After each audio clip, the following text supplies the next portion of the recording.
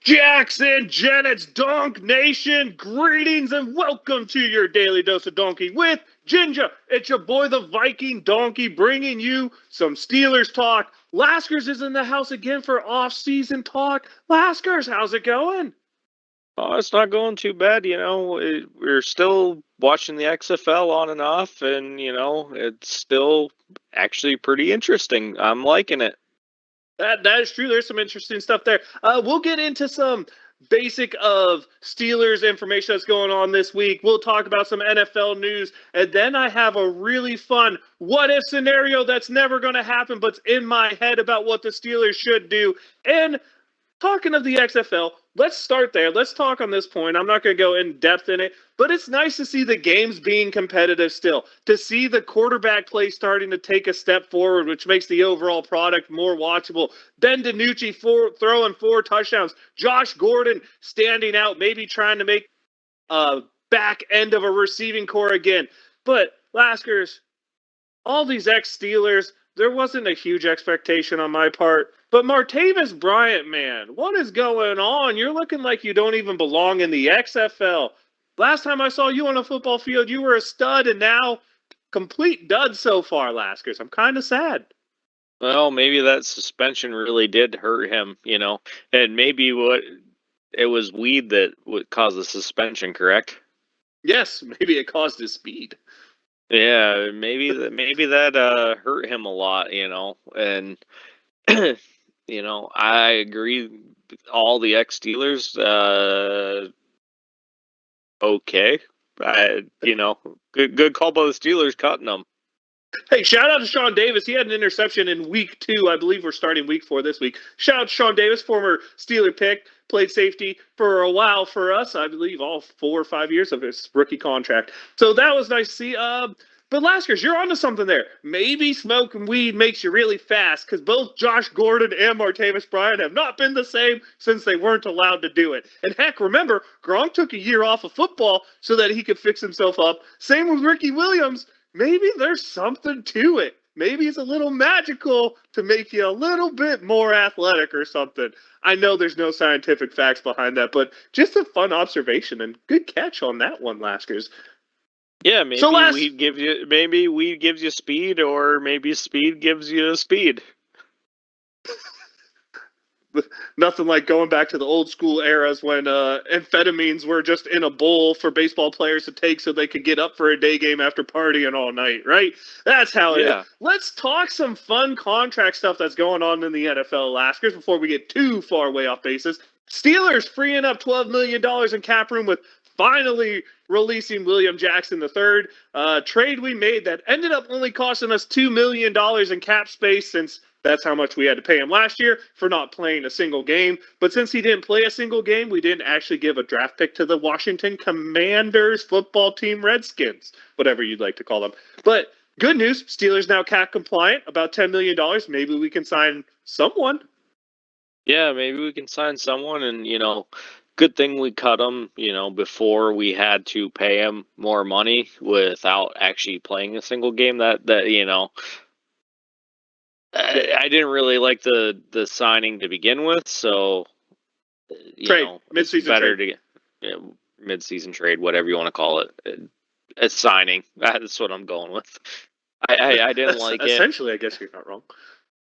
I didn't like it, and it's better to get rid of him now. All right, Laskers, we got 2 more things to cover. One's kind of a longer topic, one shorter. Do you want to talk big trade that just happened, or do you want to talk NFL quarterbacks and contracts they are getting? I think we should go to the big trade, because I think it's going to lead into the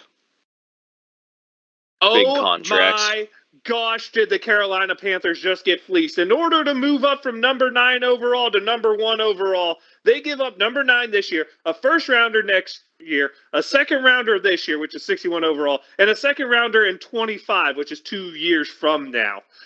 Also, they give up potentially their best offensive player in DJ Moore, since they already got rid of Christian McCaffrey.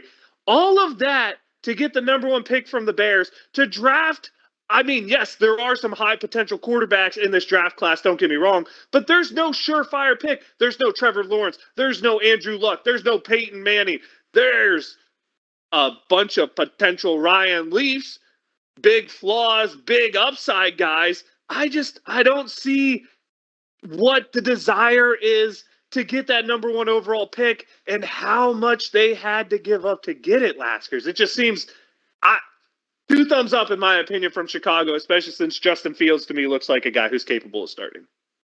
Oh, this is definitely in Chicago's favor. There's no question about that. 100%. And you know what we were talking about earlier?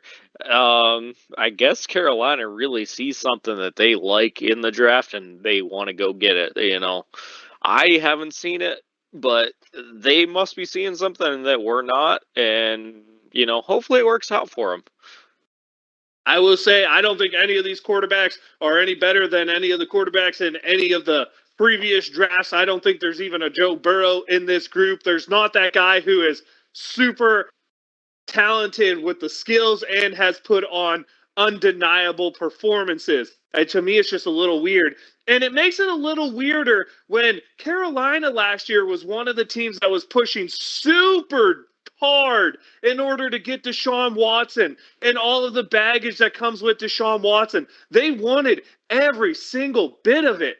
But it seems like all fronts seem to be quiet on the Lamar Jackson side, which when you consider what was given up to get Deshaun Watson, it would be less to get Lamar Jackson. And I understand there's no guarantee you would get Lamar Jackson if you sign him to the offer sheet, but you're talking the potential to lock up into a long-term contract because you get to negotiate a long-term contract with him, not a one-year deal.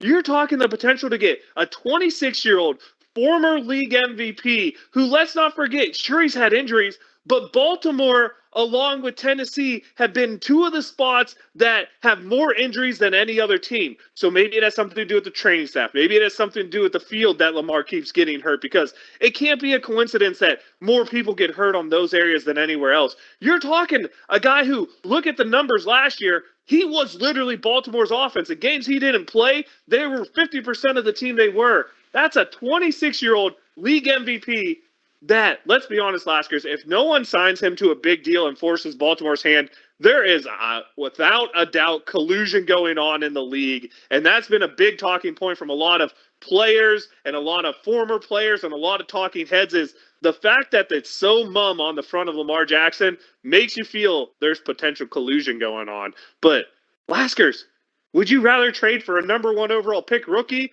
or take a chance on Lamar Jackson?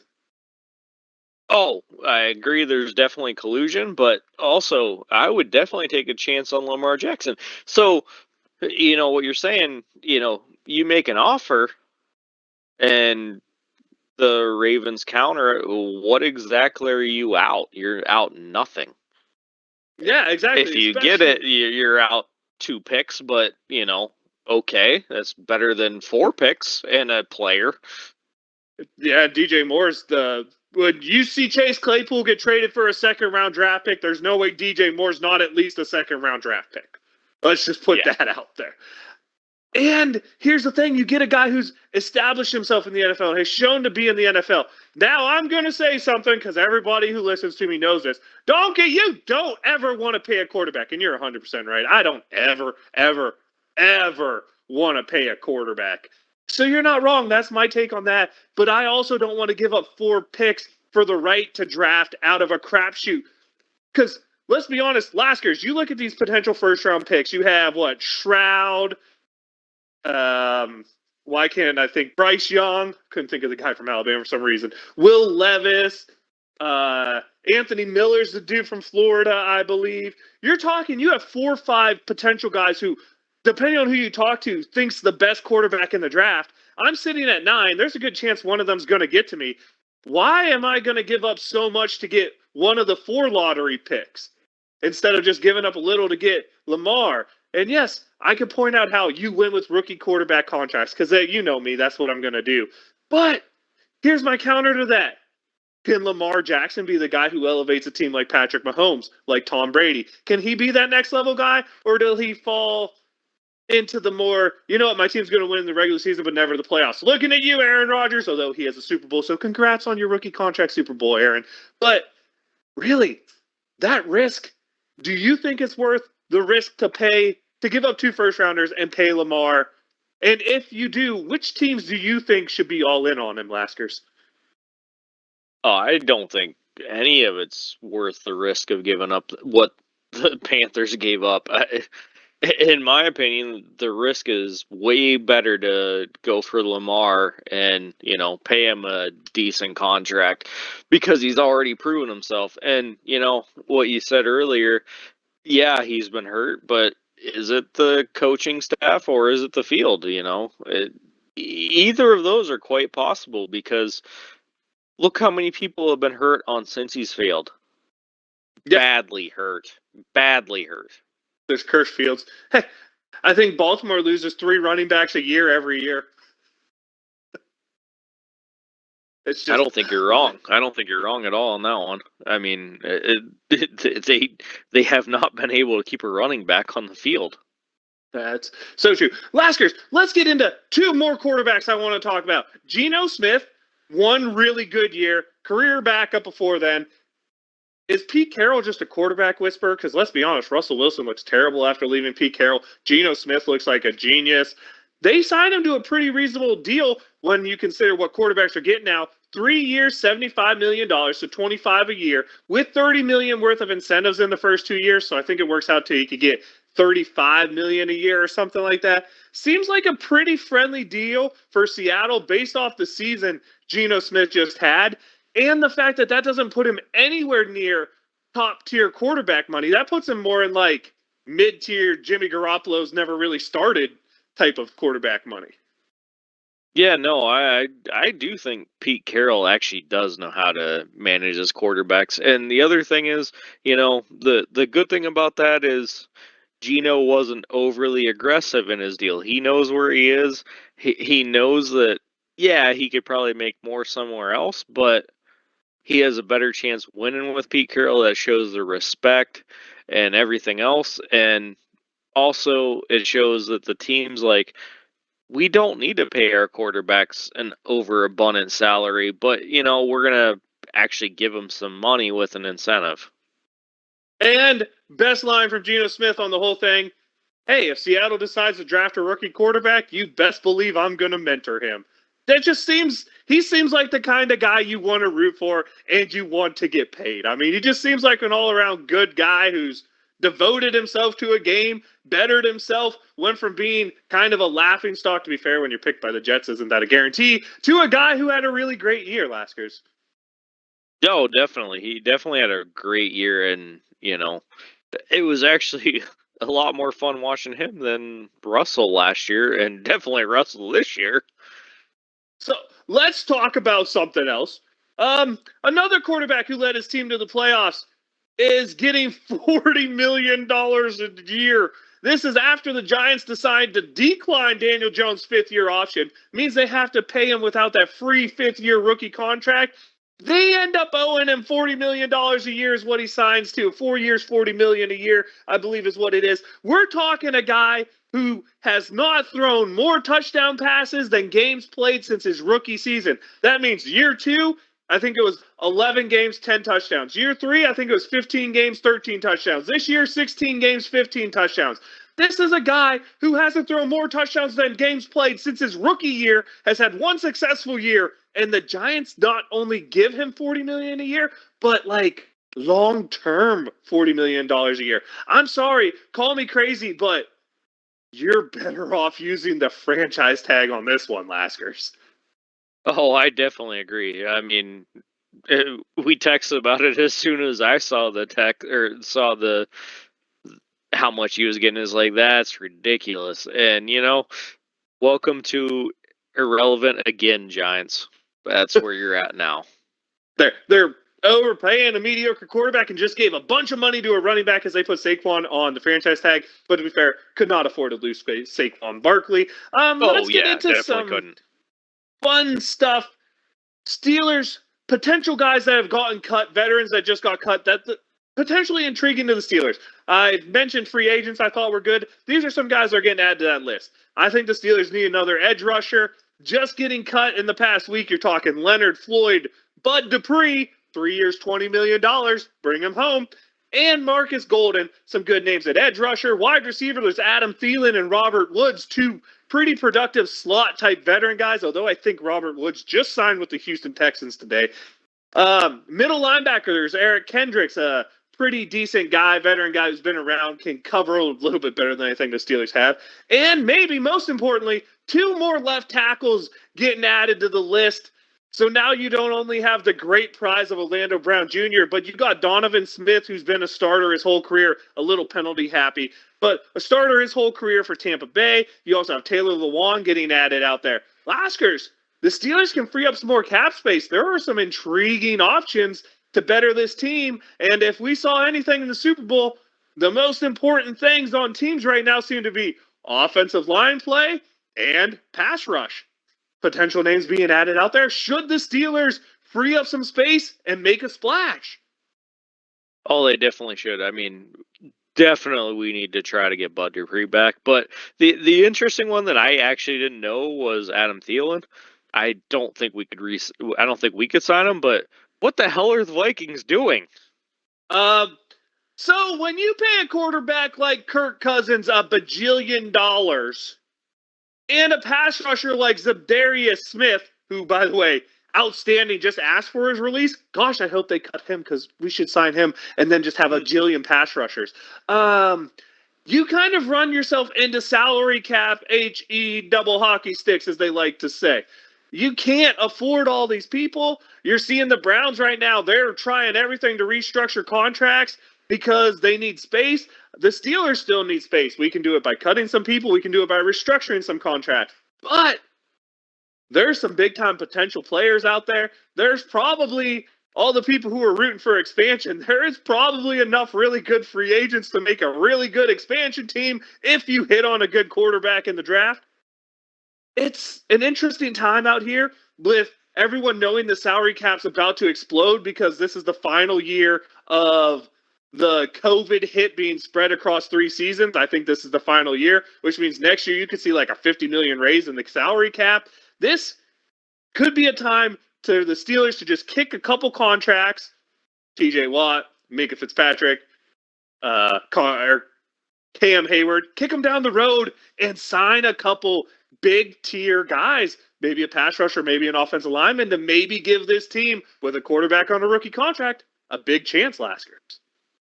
Yeah, no, I'm definitely in favor of restructuring some stuff and say, hey, we're going to pay you next year. We're going to restructure again next year. Well, the thing is, they would get paid this year. Just signing bonuses can be put onto next year's cap. They would still get their $20 million right now. It's just the cap number wouldn't show up till next year. Yeah. No, they would still have all them pretty little Benjamins in their pocket. Which, by the way, if you want to give me like 1% of what you signed, TJ, just saying, I'll be good forever. Yeah, me too. But Laskers, now I want to get into the what the heck is Donkey thinking? And this is my question for you. Do the Steelers need a middle linebacker? I think they do. Is there one that you're interested in signing? My thing is I'm not as familiar with the middle linebackers as you, so I will not. I think we need to sign one, but I can't actually name one that we should sign. What if I told you I would prefer to see the Steelers not even have a middle linebacker on the field for 70% of the snaps next year? That's interesting. You call me crazy? Well, hear me out on this. The Steelers re-signed. First off, there's a big caveat here. 2 players need to be re-signed. Terrell Edmonds, DeMonte Cassie need to be re-signed. Obviously, Cam Sutton too. I love Cam Sutton. And you need to bring in a third pass rusher. My personal pick, Bud Dupree, 3 years, $20 million. Now, hear me out on this. In the modern day NFL, the way the Steelers use a middle linebacker is stupid and doesn't work. Downhill linebackers don't fit into the modern day NFL where everything's pass heavy and or stretch plays trying to get running backs to the outside to space. You need speed. So the Steelers don't play a middle linebacker. They play 3 safeties, 3 pass rushers. The middle linebacker spots now become a pass rusher and a safety instead of a middle linebacker. One for coverage, one for rushing ability. Now, hear me out. I said 70% because obviously you get into 2 tight end sets, you'll need to bring a downhill linebacker. But Robinson's already shown he has the ability to do that. I would cut Miles Jack, and I would look to draft a couple guys in the middle rounds who are athletic linebackers like Cervanka Dennis from the University of Pittsburgh. But could you imagine a defense where you don't know who's going to cover the tight end because both Terrell Edmonds and DeMonte Casey are good enough to cover a tight end? So you're kind of hiding coverages there. You're allowed to drop Minka in. You don't know what's going to happen. Those 3 safeties can rotate spots. But then the better part, Laskers, you have, let's say DeMarvin Leal actually pans out and we don't re-sign Ogunjobi. You have DeMarvin Leal, who looked decent when he was healthy. You have Cam Hayward. You have TJ Watt. You have Alex Highsmith. You have Bud Dupree on the field at the same time. That's 5 pass rushers. How the hell is the offensive line going to know how to scheme that? Especially if you line Cam Hayward up over the center, Leal over to the left or the right tackle, TJ Watt outside of Leal, and Bud Dupree on the inside of Leal. That's 4 pass rushers for 3 offensive linemen. The hell? That's going to be dangerous for the offensive line. Hell would other teams be able to do against us? It would be something that people aren't trained for because no one's really done it. And the thing is, TJ Watt, Alex Highsmith are both extremely athletic backers who can drop back into zone coverage is what the Steelers tend to play on pass rush downs. I personally think, and Donkey's personal want, is the Pittsburgh Steelers to not have a starting middle linebacker on this team because the Pittsburgh Steelers could be so unique, so differentiating, and so important to the evolution of football by playing a 2 down lineman, 3 edge rusher, 2 cornerback, 3 safety base defense. Although I guess technically it'd be 3 down linemen on that, but change the base lineman and one of the cornerbacks are interchangeable in modern day NFL. So if it's dime package or base package is normally like a 50-50 split. So I'm not going to put either in there. So you're talking the base personnel without the switch guy is 2 linemen, 3 edge rushers, 3 safeties. I don't see why not. With how pass heavy the league is, how athletic these tight ends are getting. I mean, guys like Kyle Pitts are wide receivers, not tight ends. Why not do something unique, something different? And as we've seen, if you can't get a pass rush, it doesn't matter how good your secondary is. These quarterbacks are so good, they're going to find the tiniest windows. You need to get to the quarterback? Why not, Laskers? Why not? Well, the first thing I'm going to say is, yeah, Miles Jack needs to go. But the second thing is, I actually really like that idea. You know I'm an engineer. I don't know if everyone on the podcast knows that. And the biggest thing as an engineer is you need to change up what you're thinking. And changing up a defensive scheme that, has been the same for 30 years, I think that's a good plan. I think if you can change it up where no other team has done it, that's an awesome idea. And I actually really do like that idea. Oscars, all I get in my head is pictures of 2 good pass rushers. Hell, I won't even say Bud Dupree. Let's just say we sign someone else. But you get to put TJ Watt off the ball. You need another pass rusher. You get a rush. TJ Watt and Alex Highsmith and Cam Hayward are all rushing off the same side of the center. Like, there's no way all 3 of them lose one-on-one battles. You're talking that you're going to force quarterbacks to throw the ball so fast that it's crazy. And the thing is, yes, you need 3 good pass rushers. We have 2. Highsmith's a good pass rusher. TJ's an excellent pass rusher. I think you need to add one of those better guys who we've mentioned earlier, again, Bud Dupree, 3-year, $20 million, and draft a pass rusher. Because I'm going to be honest, what the Steelers should do in the draft, 1st-round offensive tackle, 2nd-round offensive guard, edge rusher, next 2 picks, middle linebackers who are athletic and able to move. After that, I don't really care. But, because to me, the most important positions after you fix the offensive line, you got to get your quarterback right. I love Kenny Pickett. You have to get that pass rush right. After that, it don't matter. You have an offensive line, you have a pass rush, you have a quarterback. Look what the heck Kansas City did with a bunch of late draft picks at cornerback that no one ever heard of. They did great. Why? Because their pass rush was pretty good last year. I just say go with the trend and do it. If you force the quarterback to throw early, your cornerbacks are going to look great. That's so true. Laskers, that's all I had. That was my crazy idea. You have anything else to talk about? No, I don't. You have any shout outs you want to give to anybody crazy going on? Actually, not that I can think of. There's probably one that I should say, but I can't think of it right now. Fair. My shout out is going to be to the baseball scene, World Baseball Classic. Always really fun to get to see when the major league rosters let their major league players go play for the country, and you get to see which country made which players, how's it going, who has stars, and every now and then in the World Baseball Classic, you get to see some crazy people you never heard of do some crazy stuff and look impressive as hell. I love world showcases of the greatest talents from everywhere, so that's fun. That's my shout out. Time to let you know. I got one question before that. Laskers. How many of the Pirates have in the World Classic? I believe 3 again. They've had a couple pull out. They had a couple more put in. They got in a little fight with He-Man Choi or whatever we got from the Rays about letting him play. G-Man Choi. You're injured. That's pretty close. He's like, no, you're injured. You don't get to play. They had a player leave to do an injury, but then they had another player. I'm going to tell you what, though. You're going to like G-Man. He's a pretty good player.